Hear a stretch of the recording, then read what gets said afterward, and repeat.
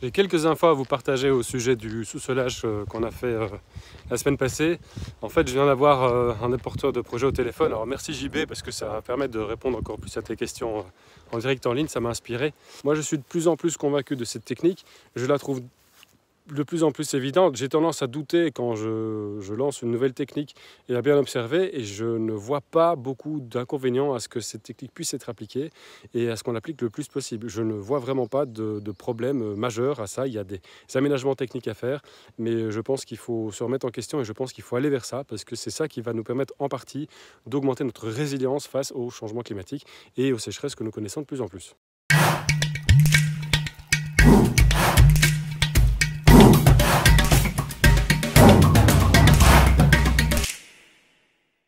On est parti sur des courbes de niveau de façon assez grossière pour l'instant, puisque tant qu'il n'y a pas de projet en tant que tel, on ne va pas commencer à travailler au laser, etc. Mais grosso modo, on est perpendiculaire à la pente. On a remarqué que la sous-soleuse, les dents, s'enfonçaient vraiment parfaitement dans le sol, donc ça coupait comme dans du beurre. Au départ, on voulait le faire en septembre. Finalement, c'était peut-être un peu sec sur cette terre-là. Et donc, on a décidé de reporter et on l'a fait fin avril. Et c'était vraiment cool parce que c'était vraiment le bon moment, la bonne fenêtre. Parce qu'on avait le sol qui était bien ressué, ni trop sec, ni trop humide. Donc à partir de 5-10 cm, le sol était déjà suffisamment humide.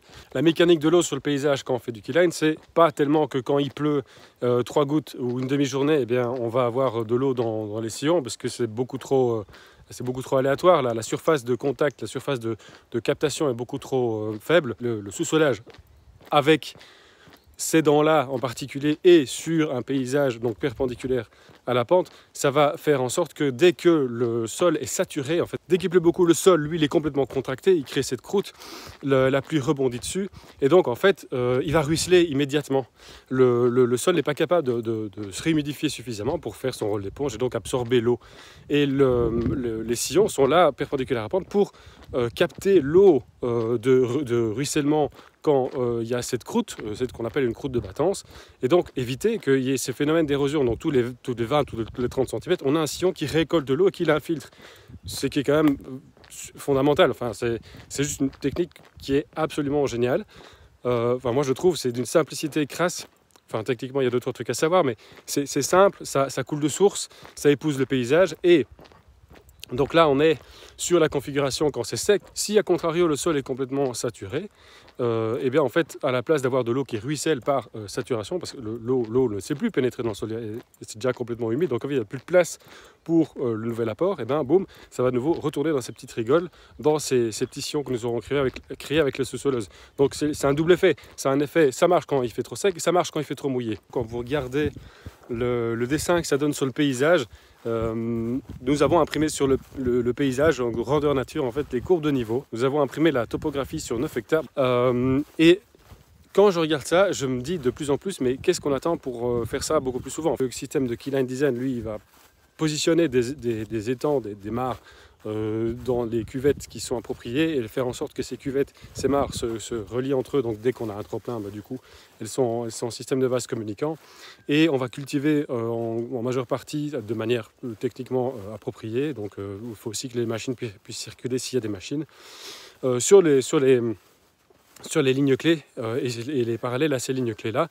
Et sur donc, quand on dit cultiver, c'est surtout en fait cultiver des végétaux qui ont de l'ancrage. Parce qu'on va mettre des sillons, et puis quoi, dans un an et demi, ils vont commencer à se refermer, ça dépend du type de sol.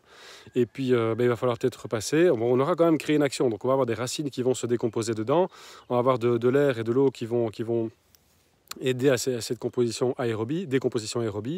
Et par contre, à un moment, il va falloir le continuer à l'entretenir. Alors la meilleure manière de le faire, pour continuer à avoir cet effet de rétention de l'eau et de rétention et distribution de l'eau sur les courbes de niveau, eh bien, c'est de planter des plantes pérennes, type des haies, type des arbres, ou d'autres types de plantes pérennes. On pourrait planter des aromatiques, par exemple, enfin d'autres types de plantes qui nous sont utiles aussi. Et ça, je pense que c'est fondamental et qu'on devrait y retourner nettement plus parce que c'est ça qui va nous permettre de capter l'eau, de la retenir, d'humidifier le sol et de permettre aux plantes de continuer à avoir suffisamment d'apport en eau, peu importe notre météo ou les changements climatiques aussi, mais aussi à continuer à éviter le ruissellement et à éviter forcément l'érosion. En plus, enfin, vous regardez ce paysage, ça coule absolument de source.